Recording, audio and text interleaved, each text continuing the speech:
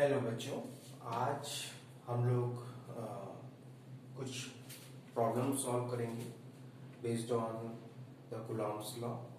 इससे पहले जो हमारे पास दो पार्ट वीडियोस आ चुके हैं, जिसमें फर्स्ट पार्ट में मैंने मैग्नीट्यूड ऑफ कूलॉम्स लॉ की बात की है, वहीं पे सेकंड पार्ट में हमने सुपरपोजिशन प्रिंसिपल और Coulomb's law in vector form की बात की है। तो अगर आपने उन दोनों वीडियोस को नहीं देखा है तो उसका डिस्क्रिप्शन नीचे मैं दे दूंगा। पहले आप वो वीडियोस कंप्लीट करिए, उसके बाद ये वीडियोस आपके लिए हेल्पफुल होंगे।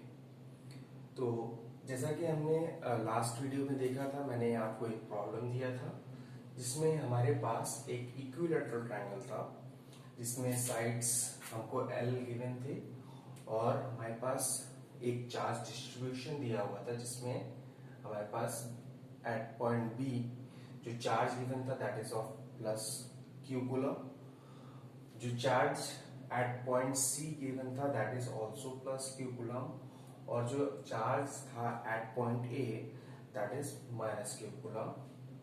तो हमको फाइंड आउट करना था कि what will be the force, resultant force at A.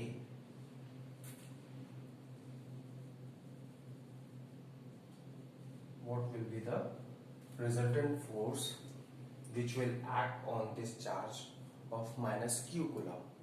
तो बेसिकली हमने जैसा सुपरपोजिशन प्रिंसिपल में देखा था कि हमारे पास जो नेट फोर्स आता है किसी भी पर्टिकुलर चार्ज के ऊपर, अगर मैं n चार्ज सिस्टम कंसीडर कर रहा हूं तो उसको सॉल्व आउट करने के लिए हमको क्या करना पड़ेगा कि इंडिविजुअल चार्ज की वजह से हम उस चार्ज के ऊपर फोर्स कैलकुलेट करेंगे और देन आफ्टर उसका वेक्टर सम लेंगे, तो that is going to give me the total force acting on that particular charge. तो अभी हमको यहाँ पे टोटल फोर्स कैलकुलेट करना है ऑन चार्ज A। तो हम लोग क्या कर रहे हैं, सबसे पहले मैंने क्या किया है, force on A due to the charge B मैंने कैलकुलेट किया है। तो मैं देख सकता हूं कि the magnitude of the charge at B and A is same that is Q। तो हम जो केवल मैग्नीट्यूड की भी बात कर रहे हैं, तो first of all the magnitude will be k constant हम लोग देख चुके हैं 9 तो अभी उसको पुट अप करने की जरूरत नहीं है क्योंकि मेरे पास जो एक न्यूमेरिकल वैल्यूज अवेलेबल नहीं है चार्ज की, तो मैं उसको डायरेक्टली k की फॉर्म में ही यूज कर रहा हूँ कि q square upon r square. तो यहाँ पे r square is the distance, so that will become k q square upon L square. अब मेरे पास जो प्रॉब्लम आने वाली है कि यहाँ पे मेरे पास केवल मैग्नीट्यूड आया, तो जब तक मेरे पास डायरेक्शन नहीं आएगा तब तक मैं इसका वेक्टर सम नहीं कर सकता हूं। तो यहाँ पे मेरे पास हम देख सकते हैं कि जो चार्ज एट B है that is plus Q coulomb, whereas charge at A is minus q coulomb। तो हम जानते हैं कि unlike charges attract each other. तो और दूसरी बात हम ये भी जानते हैं कि according to Coulomb's law the force will always going to be acting along the line joining the two charges. तो अब यहाँ पे जो हमारे पास चार्ज A एंड B है उसके जो लाइन ज्वाइन कर रही है that is the side of the triangle. तो और secondly the attractive force is going to be act on the charge A at point A। तो यहाँ पे एक लेट अस अज्यूम करते हैं this is the direction of force on A due to B। तो अब हमको एक डायरेक्शन मिल गई है प्लस मैग्नीट्यूड मिल गया है, उसी को मैंने रिप्रेजेंट किया है। The direction is represented from point A two point B। Next, इसी तरह आप जो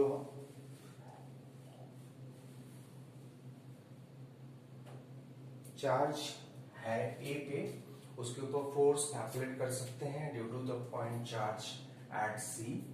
तो अगेन मैंने सेकेंड स्टेप में फोर्स कैलकुलेट किया, force on A due to the charge at C. तो अगेन मेरे पास same Coulomb's law K Q square upon R square.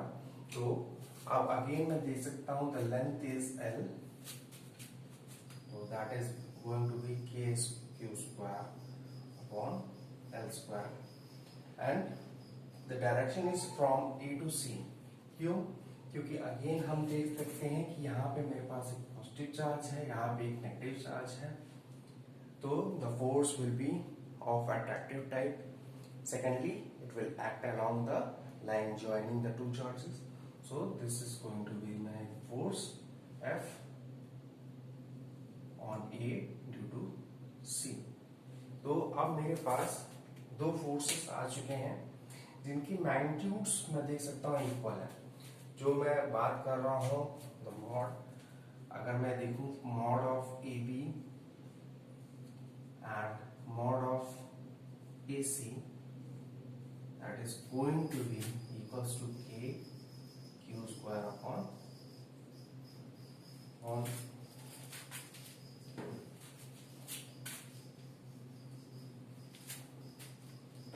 L square.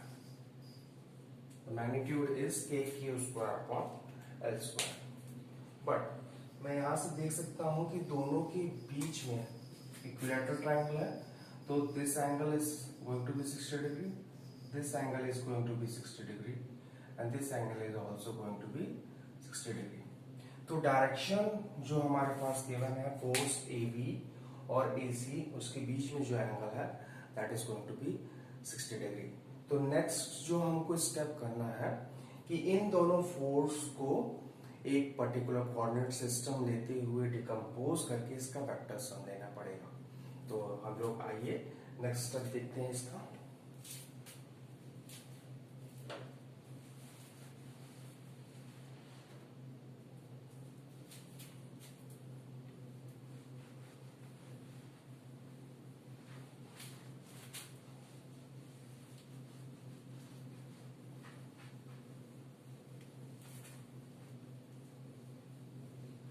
तो मैं एज्यूम कर लेता हूं कि मेरे पास जो फोर्स है दिस इज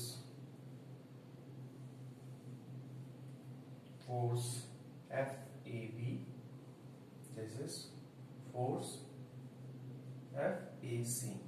तो let us assume a coordinate system जहां पे मैंने this is X axis, this is Y axis. तो मेरे पास जब ये मैं ड्रॉ करूंगा तो the whole angle is 60 degree, we can see it from here, और ये जो एंगल हो जाएगा that is going to be 30 degree and 30 degree. तो अब जो मैं फोर्स ए बी है उसको कंप्लीटली डिकम्पोज कर लूंगा in Y axis and X axis. तो मेरे पास जो फोर्स आएगा this is going to be F A C sine of 30 degree. वहीं पे जो मेरे पास इधर फोर्स आएगा this is going to be F A B sine of 30 degree. जो इधर फोर्स आएगा F A B cos 30 degree, और अगेन सेम फोर्स आएगा, similar force A C cos of 30 degree. तो यहाँ पे मेरे पास मैंने डिकम्पोज कर लिया है इन फोर्स को। तो जो मेरे पास कंपोनेंट्स आ रहे हैं उसमें मैं देख सकता हूं कि जो अभी मैंने बात की कि the magnitude of A B is equals to magnitude of A C and that is equals to K Q square upon R square या एल स्क्वायर।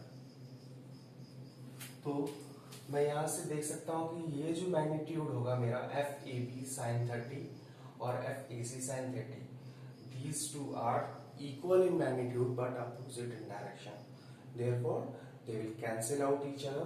तो मेरे पास जो रिजल्टेंट बच जाएगा एफ नेट रिजल्टेंट जो होगा that is going to be twice of F A B mod cos of 30 degree, या फिर इसी को मैं लिख सकता हूं twice mod F A C cos of 30 degree.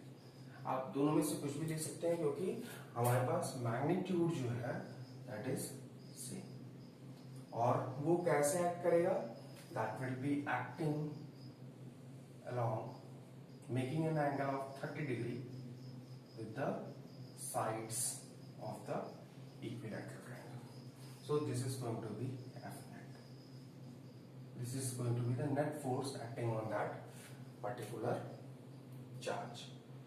तो आप इसको नोट डाउन कर सकते हैं और इसके बाद हम लोग नेक्स्ट प्रॉब्लम पे वर्कआउट करेंगे।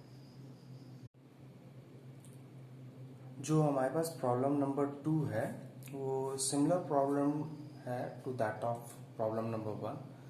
Again we have a equilateral triangle of side L और equal charges of plus q coulomb has been placed at the points A, B and C, and you have to calculate the total force on the charge at point A। तो हमको total force calculate करना है at plus Q which is at A. तो similar problem है as that of जैसा हमने पहले अभी सॉल्व किया है।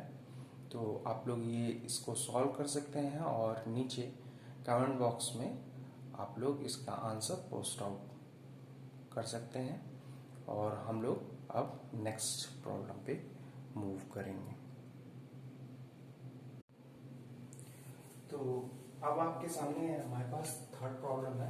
ये भी हमारे पास सिमिलर प्रॉब्लम है as that of first and second problem, but the difference is that हमने जो चार्ज लिया है charge at B is plus Q coulomb, whereas charge is at C is minus q coulomb और charge at A is plus q coulomb। तो हमको calculate करना है charge eight A। तो मैं इसके लिए आपको हिंट दे देता हूं और आप इसको अगेन ट्राई आउट कर सकते हैं। तो अभी मेरे पास ये चार्ज डिस्ट्रीब्यूशन दिया हुआ है। अगेन मुझे फोर्स जो कैलकुलेट करना है that is going to be calculated at point A. तो हम देख सकते हैं कि यहाँ पे जो चार्ज मैग्नीट्यूड है मैं देख सकता हूं कि force on A due to B is equals to K Q square upon L square. और डायरेक्शन की अगर मैं बात करूं तो ये अगेन मेरे पास जो फोर्स होगा वो लाइन ज्वाइनिंग जो हमारे पास ज्वाइन कर रही है ए और बी को उसी के अलॉन्ग एक्ट करेगा। तो it will act from B to A. That means कि it is of repulsive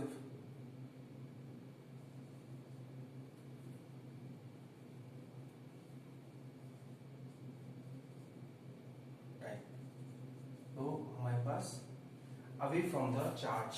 that means कि ये जो इसकी डायरेक्शन आएगी वो अवे फ्रॉम द चार्ज आएगी। So from B to A and this is going to be F A B और जिसका मैग्नीट्यूड हमने कैलकुलेट कर लिया है K Q upon R square. Whereas force on A due to C जब मुझे calculate करना है तो again the magnitude is going to be K Q square upon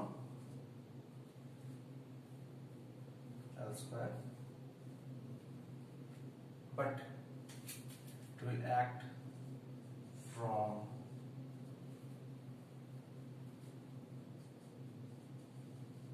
A to C, यानी this is of attractive type। तो हमारे पास जो force होगा that is going to be in this direction. This is going to be FAC. तो अब मैं देख सकता हूं कि ये जो एंगल था, this angle is going to be 60 degree. तो मेरे पास this angle, ये जो एंगल होगा, अगर मैं इस पॉइंट को x या D ले लूं, तो therefore angle DAC will be equals to 120 degree.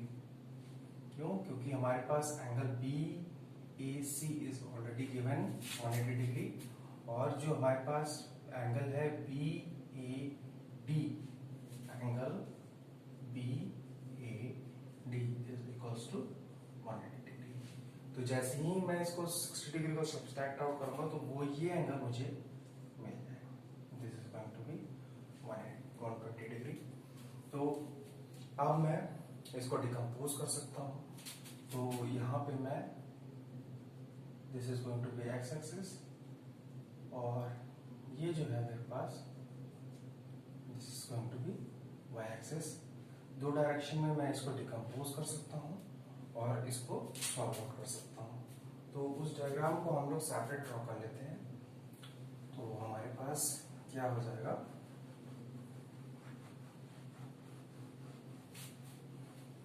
हमारे पास दो फोर्स आ चुका है ऑफ इक्वल मैग्नीट्यूड. तो एक फोर्स जो है मेरे पास, this is FAC, this is FAB, और दोनों इक्वल मैग्नीट्यूड के हैं. इसलिए ये एंगल होगा हमारे पास 60 degree. This angle is going to be 60 degree.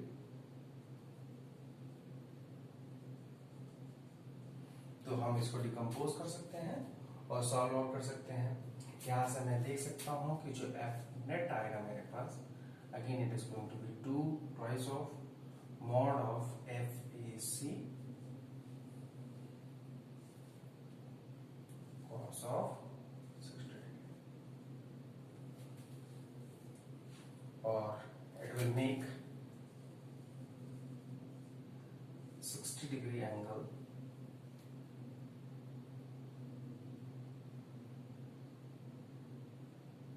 with respect to AC, side AC. तो हमारे पास ये जो साइड है, this is going to be AC. ये यहाँ पे जो साइड है,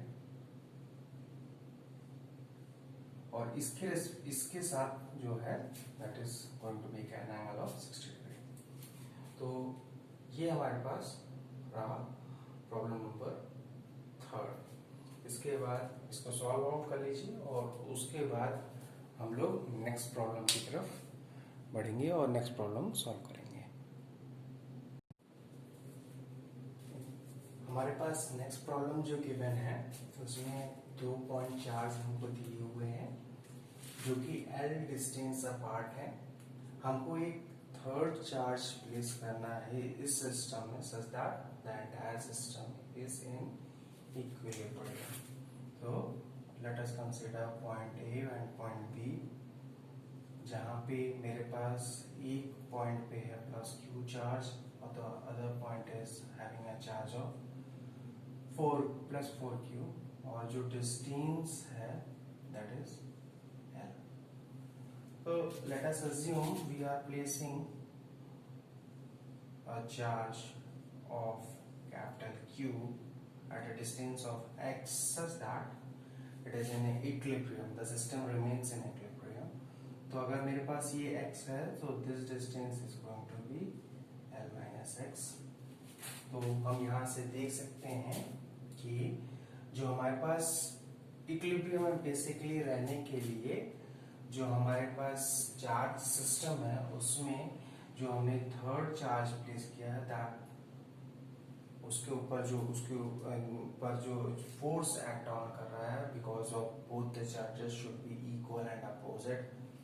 तो अगर मैं बात कर रहा हूं तो यहां से late us consider this point A to be C. तो F on C due to A, ये डायरेक्शन होगी और this is going to be F on C due to B।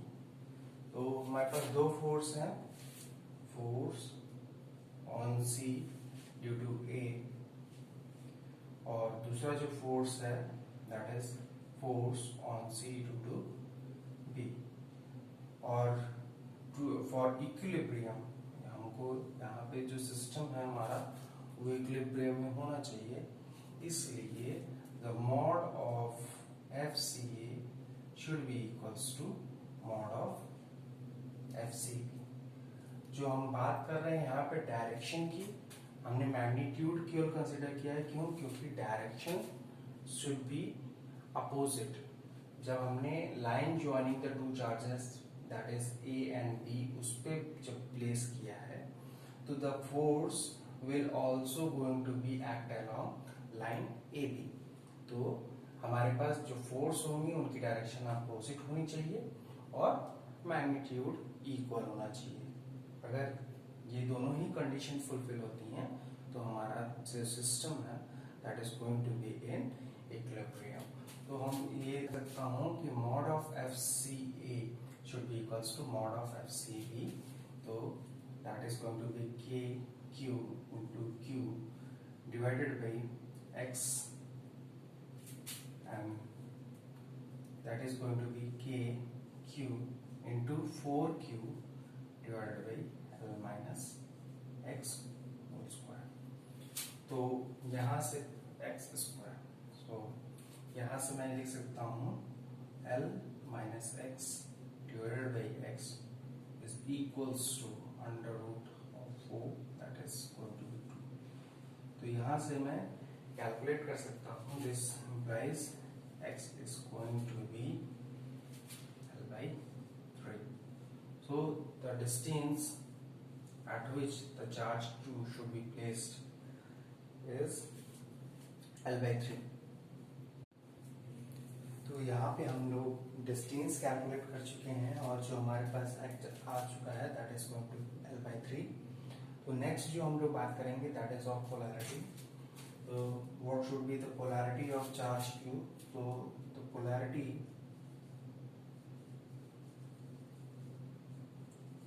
Of Q can be positive और negative. क्यों? क्योंकि अगर मैं positive charge की बात कर रहा हूं तो there will be a repulsive type of force, otherwise it will be a attractive type of force. दोनों ही केसेस में जो हमारे पास जो फोर्स आएगा that will be equal and opposite and that's why the charge Q will always going to be remain in equilibrium as soon as we are going to place this charge at a distance of x is equals to L by 3। इसके बाद हम लोग next problem जो है next lecture में लेंगे और इसको एक्सटेंड करेंगे हम लोग, कुछ और न्यूमेरिकल प्रॉब्लम्स हम लोग नेक्स्ट लेक्चर में कंसिडर करेंगे।